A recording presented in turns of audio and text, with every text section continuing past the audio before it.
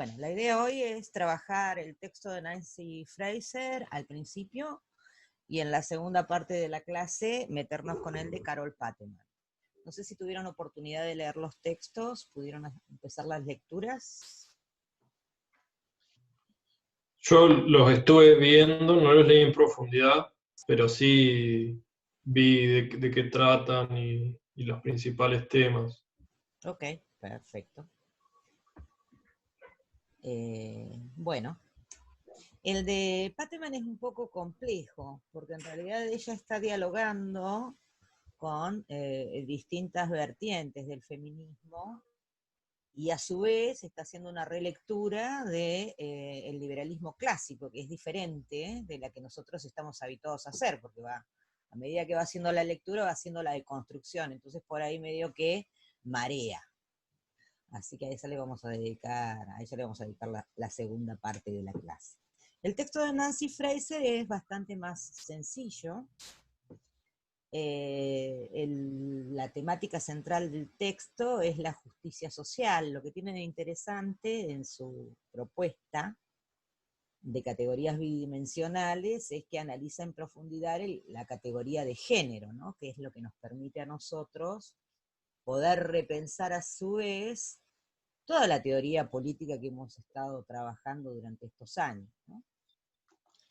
Me invitaron a participar como moderadora en una mesa que organiza la Universidad de Buenos Aires, la carrera de Ciencia Política, en una mesa de género y políticas públicas, que va a ser el lunes. Cuando tenga bien los datos, si es abierta, que calculo que lo será, por lo menos a través del canal de YouTube, donde hacen las transmisiones, o de Instagram, les aviso y les paso por acá, que les va a venir bien.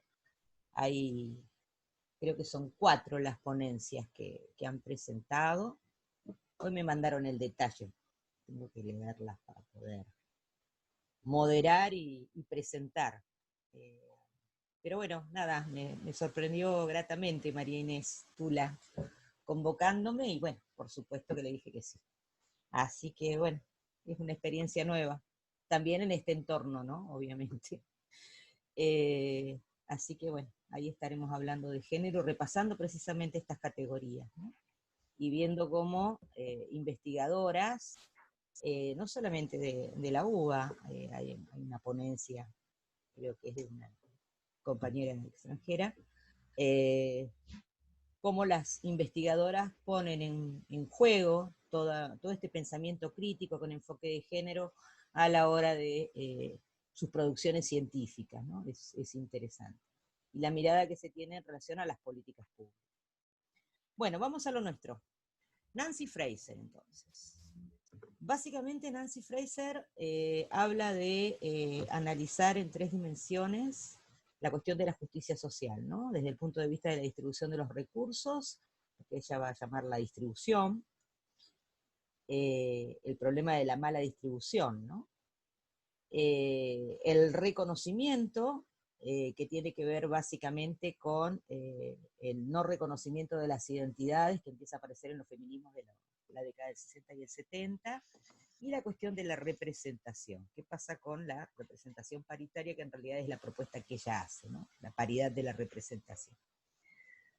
La justicia social, entonces, se llama la justicia social en la era de las políticas de identidad, redistribución, reconocimiento y participación. Básicamente, lo que plantea la autora es que existen 2 grandes tipos de reivindicaciones que se han dado, ¿no? La primera son reivindicaciones de tipo redistribucionistas, esto es, aquellas que exigen una redistribución del ingreso. El ejemplo que ella va a poner como extremo, como tipo ideal, más adelante, va a ser el enfoque marxista economicista ortodoxo, ¿no? Como tipo ideal en uno de los extremos. Y por el otro lado, las reivindicaciones de reconocimiento, que son las que tienen que ver con las identidades. Ella va a utilizar el ejemplo de la sexualidad, ¿no? La cuestión de la heteronomía, ¿no? Esta sociedad hetero, en realidad, sí, basada en la heterosexualidad como lo normal y todo lo demás disonante. En realidad, dice ella, estas reivindicaciones, en los últimos tiempos, una de ellas, la reivindicación del reconocimiento, va cobrando terreno en detrimento y pérdida de importancia de las reivindicaciones redistribucionistas. Recuerden que Nancy Fraser se ubica dentro de el marxismo, ¿sí? Ella va a volver a retomar estas categorías. Ella reivindica el socialismo, ¿sí? Sigue reivindicando, dice hacia el final del texto, aquello que tiene de imprescindible el socialismo, ¿no? Eso no se debe perder en cualquier intento programático que se quiera elaborar. Y la otra cuestión es que en general suelen presentarse ambas perspectivas como disociadas entre sí, como que no tienen que ver una con la otra, que son mutuamente excluyentes, ¿no? Llegado al extremo, directamente los redistribucionistas dicen que detenerse en reivindicaciones de tipo de reconocimiento lo que hace es hacer perder de vista, es una especie de alienación, hace perder de vista al sujeto histórico la lucha verdadera, la real, la que debe llevarse adelante, que es la modificación de la estructura económica. Y a la inversa, los cultores del reconocimiento dicen que en realidad la determinación del estatus social es lo que importa y es lo que en definitiva va a terminar generando la determinación en la estructura económica. Ella dice que esto en realidad es una falsa antítesis. Y lo que ella va a postular es un modelo que retome tanto la mirada redistribucionista como la de reconocimiento para poder abordar un concepto de justicia social abarcativo, ¿no? Totalizador. Dice que actualmente la justicia exige tanto la redistribución como el reconocimiento, y se deben integrar ambos en un mismo marco global, incorporando los aspectos emancipadores de ambas problemáticas. Desde lo teórico va a postular la idea de una concepción bidimensional de la justicia, que contemple las dos dimensiones: la igualdad social y el reconocimiento de las diferencias, ¿no? Esa es la orientación que quiere dar. Bien, en general, estas posturas extremas, que se consideran a sí mismas como mutuamente excluyentes, plantean una disyuntiva, ¿no? ¿Redistribución o reconocimiento? ¿Cuál de los dos enfoques habría que adoptar? Dice que, bueno, primero va a hacer una aclaración de tipo terminológica y va a aclarar primero desde la perspectiva filosófica. Entonces dice que tanto la redistribución como el reconocimiento pertenecen a tradiciones filosóficas diferentes, mientras que la redistribucionista pertenece a la tradición liberal, ¿no? Originada sobre todo en Norteamérica a fines del siglo XX, que fue recuperada por Rawls, por ejemplo, van a pretender hacer una síntesis entre las libertades individuales y el utilitarismo de la socialdemocracia, ¿no? Por el otro lado, la filosofía sobre la que se apoya el reconocimiento tiene una raíz de tipo hegeliana, más precisamente la fenomenología de la conciencia, ¿no? Donde en realidad la relación recíproca designa una relación recíproca ideal entre los sujetos, ¿no? Cada uno va a ver al otro como un igual, pero a la vez van a estar separados, ¿no? Esta es un poco la concepción. Y va a ser constitutivo de la subjetividad. Entonces, mientras que por un lado, para los filósofos del reconocimiento, las relaciones sociales son anteriores al individuo, la intersubjetividad estaría antes que la subjetividad. Para los liberales es todo lo opuesto, primero el individuo y después la sociedad, ¿no? Sin individuos iguales es imposible pensar en una sociedad democrática, dice el liberal.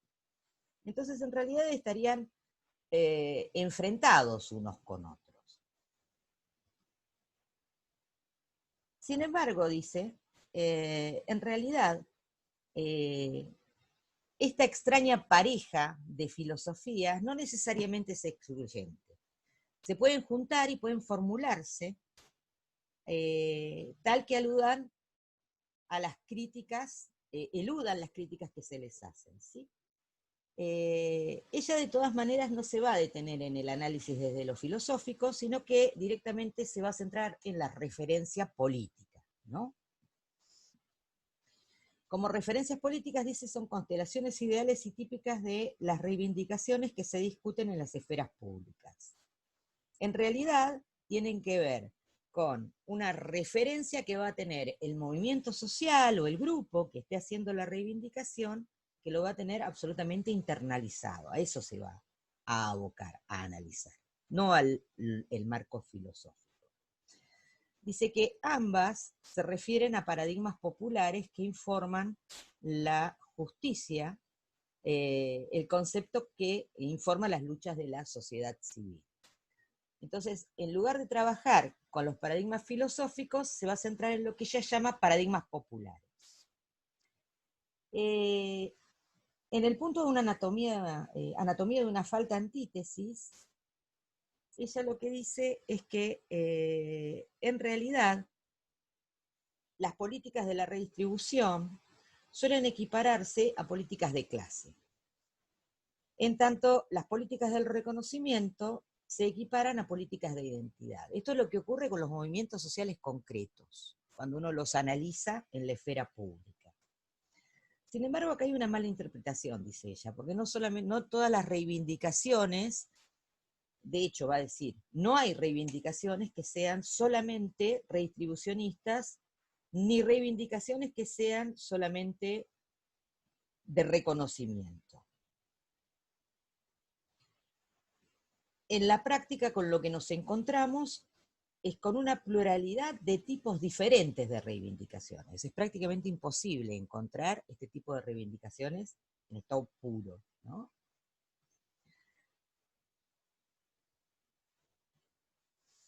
Bien. Va a ser una comparación, que está lindo para hacer un cuadrito eso, yo de hecho hice cuadrito, donde va a comparar el paradigma popular de la redistribución y el paradigma popular del reconocimiento. Lo primero que los va a diferenciar es en relación al concepto que tienen de injusticia. Para el paradigma popular de la redistribución, la injusticia es siempre económica, ¿no? Y están enraizadas en la estructura económica de la sociedad. La explotación, la marginación y la privación son los ejemplos que ella va a dar en relación a esto. En el caso del paradigma del reconocimiento, la injusticia es cultural y tiene que ver con un enraizamiento en patrones sociales de representación, interpretación y comunicación. En realidad lo que aquí está en juego es un determinado orden de estatus social, ¿no? Básicamente. Hay un sistema cultural que genera para determinados grupos dominación cultural, no reconocimiento y falta de respeto, ¿no? Y da los ejemplos con los estereotipos y todo este tipo de cosas. En cuanto a cuál es la solución a la injusticia, obviamente para el paradigma de la redistribución es una redistribución económica, que puede ser de ingresos o de riqueza en el sentido más amplio. En cambio, para el otro paradigma, lo que requiere es un cambio cultural o simbólico. En cuanto a las colectividades o los grupos que se identifican son las víctimas de la injusticia, los sujetos colectivos de las injusticias, en el caso de la redistribución, son las clases, ¿no? O las colectividades, por ejemplo, los inmigrantes, o subclases, como por ejemplo las mujeres, en su carácter de trabajo no remunerado que aportan a la sociedad. Serían una subclase dentro de este paradigma. En cambio, en el otro paradigma, esos grupos o colectividades se definen en relación a las relaciones de reconocimiento y se distinguen por el respeto, la estima, el prestigio, en mayor entidad, ¿no? Son los que son menos respetados, son los que son estigmatizados y que no tienen el mismo disfrute en relación a otros grupos que sí son reconocidos por esa cultura. Por ejemplo, los grupos étnicos de bajos estatus, los gays, por ejemplo, ¿no? Yo pensaba en los travestis. El ejemplo extremo de este tipo de grupos serían los travestis, que son los que están más en el extremo de la marginación dentro del estatus social y también dentro de las relaciones económicas, ¿no? Son los que tienen los peores trabajos, son los que tienen menos esperanza de vida, son los que viven en condiciones más paupérrimas. Por lo menos en nuestra sociedad se ve clarito eso. Es más, estaban tan invisibilizados que cuando hablábamos de violencia de género durante años, por lo menos en este país, y creo que en América Latina completa, se identificaban mujeres, no se identificaban las trans, ¿no? De hecho, se creó una categoría separada, la transfobia, para poder identificarlas, y no se las agrupaba, se las mantenía diferenciadas, siendo que en porcentaje son mayor la cantidad de víctimas que tienen que las mujeres en general, y ya las mujeres somos un montón. Vieron que hace poco se publicó, hace una semana, no menos, hace 4 días, una de las organizaciones publicó desde su observatorio, ha habido en lo que va del año, en el contexto de pandemia en la Argentina, 181 femicidios ya. Y alrededor de más de 170 tentativas de femicidio. O sea, es gravísima la situación. El número de niños y niñas que han quedado sin madre cuadriplica ese número. O sea, es muy grave la situación en general. Y la otra cuestión, la otra dimensión con la cual va a diferenciar el paradigma popular de la redistribución del paradigma popular del reconocimiento, son cómo se entienden las diferencias hacia el interior del grupo, de la clase, ¿no? En realidad, bueno, en el caso de la redistribución, son diferenciales de injusticia, ¿no? Hay una economía injusta. Entonces, ¿cuál sería la solución? Y en realidad lo que hay que hacer es cambiar la estructura económica. Esa sería la única forma de abolir las diferencias. En cambio, el otro paradigma, lo que plantea, hay dos propuestas, o dos lecturas.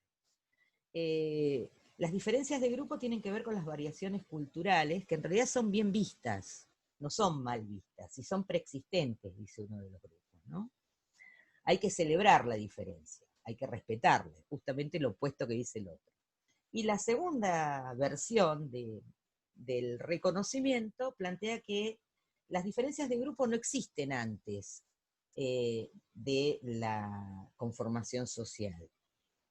En realidad son transvaloradas jerárquicamente por grupos hegemónicos, por lo tanto son contemporáneos, ¿no? a la conformación de estos grupos, y la respuesta es la deconstrucción de estos, para revalorar las diferencias.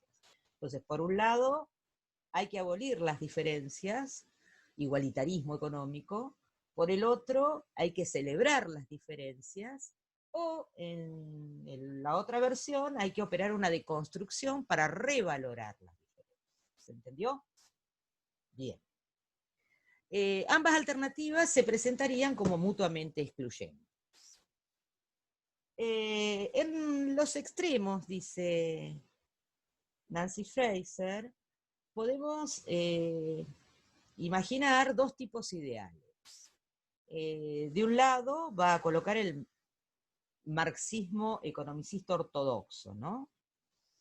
Donde hay división en clases, y lo más importante aquí es la estructura económica. La injusticia es la explotación que hay de una clase sobre otra. ¿Cuál es la solución? Abolir la diferencia, redistribuir, ¿sí? Acabar con la injusticia distributiva.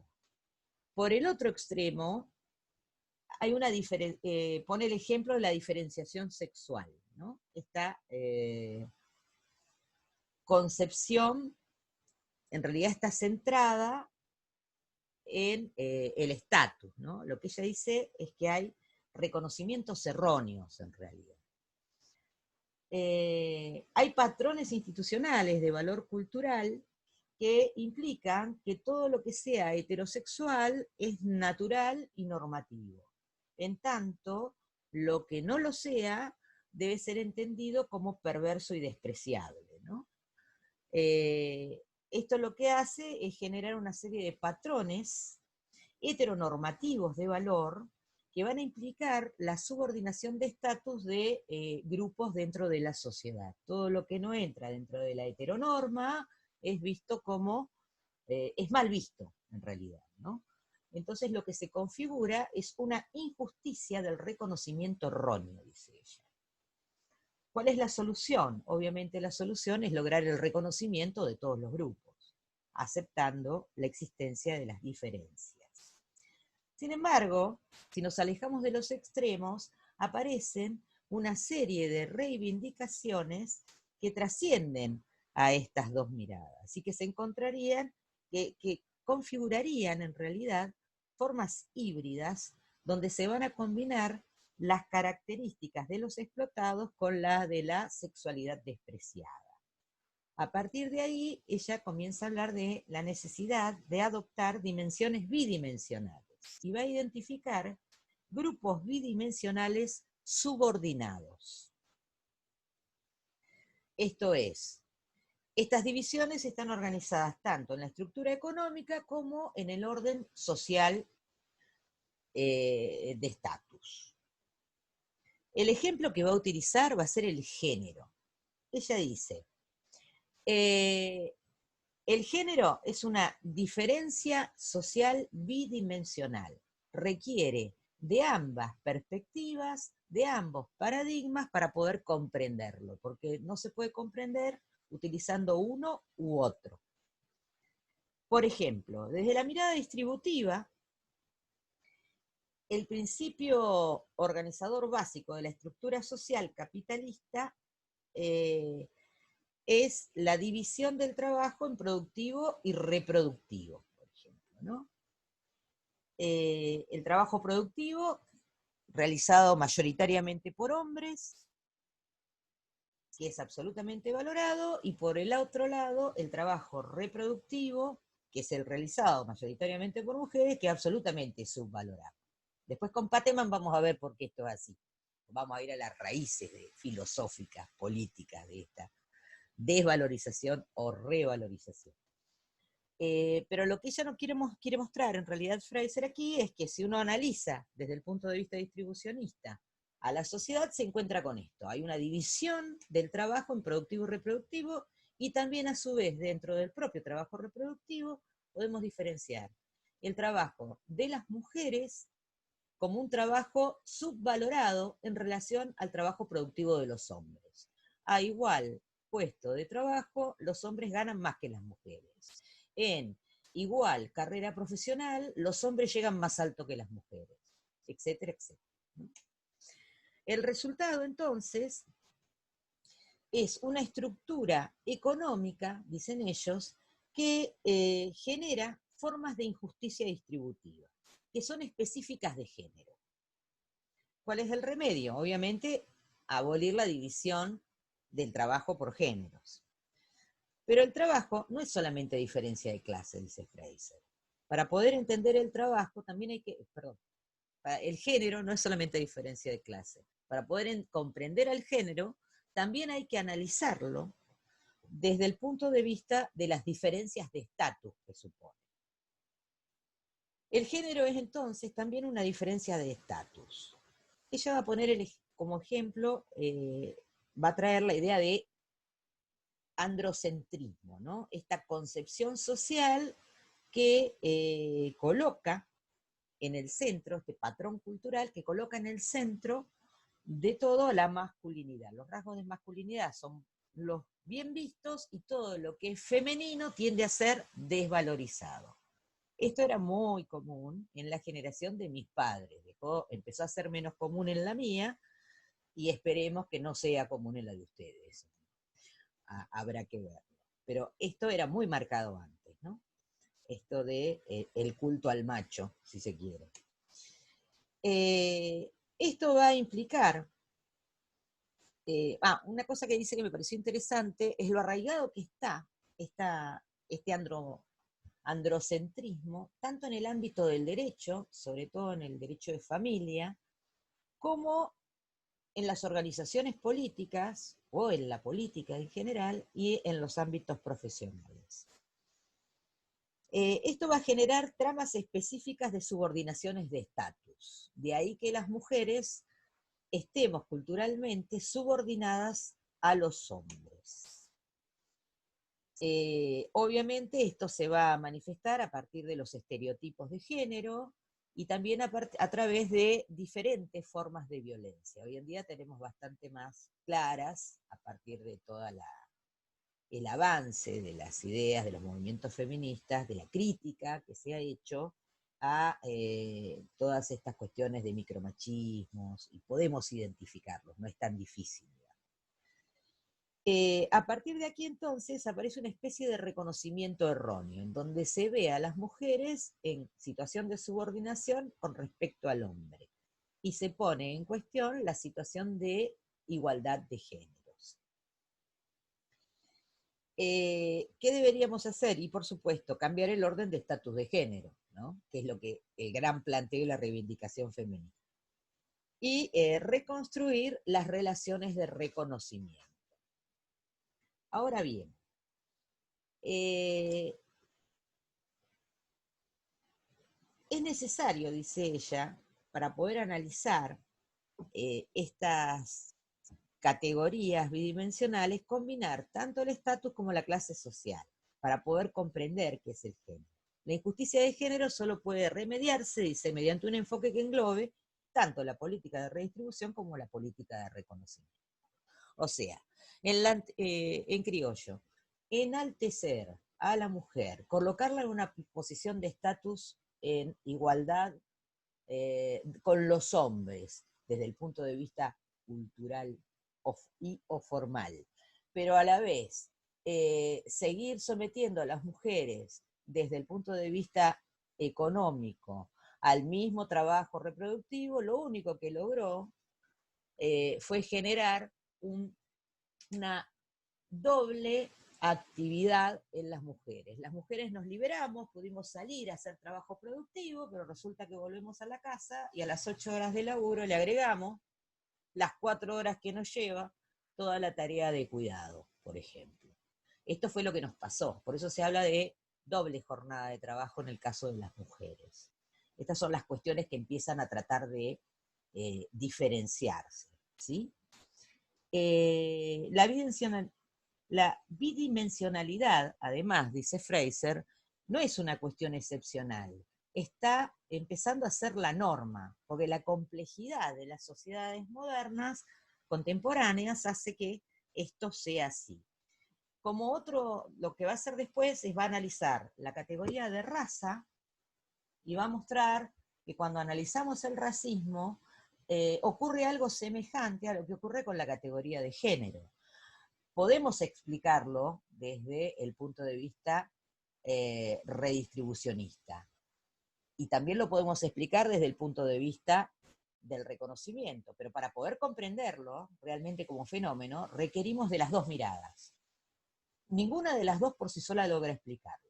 Y va más allá Fraser. Fraser después, eso les pido porque nos queda poco tiempo, y quiero después dedicarme a Pateman, en el texto va a analizar la categoría de clase social que había puesto antes como ejemplo de la mirada netamente redistribucionista, y también la categoría de sexualidad, y va a mostrar que ambas categorías, aunque en distintos grados cada una, necesariamente requieren del enfoque bidimensional para poder ser comprendidos. Entonces, termina diciendo, casi todos los ejes de subordinación del mundo real pueden tratarse como bidimensionales. todos los ejes de subordinación además se intersectan. Esto es, uno puede generalmente pertenecer, no puede no, pertenece generalmente a más de uno de estos ejes, ¿sí? Yo, en mi caso, soy mujer, soy trabajadora, soy heterosexual, soy de clase media, soy varias cosas, pero además estoy a favor de la emancipación de los demás y apoyo la libertad y la igualdad. Por lo tanto, puedo llegar a participar en algún movimiento que no esté directamente vinculado a mi propio interés inmediato y que tenga que ver con intereses más globales, ¿no?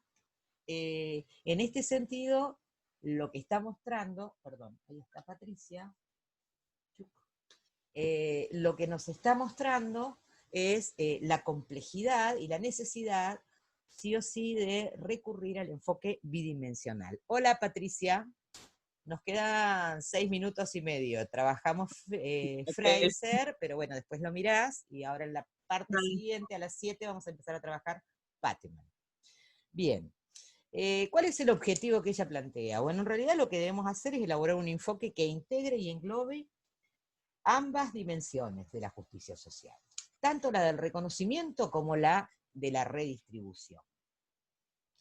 En sus reflexiones finales, ella lo que va a hacer es tratar de ampliar un poco la lectura que hizo de la coyuntura. Dice, bueno, actualmente, que fue como iniciamos, observamos que existe una amplia difusión del enfoque del reconocimiento, esto es, del orden de estatus social, de raigambre beberiana, si se quiere, por encima de los análisis que intentan identificar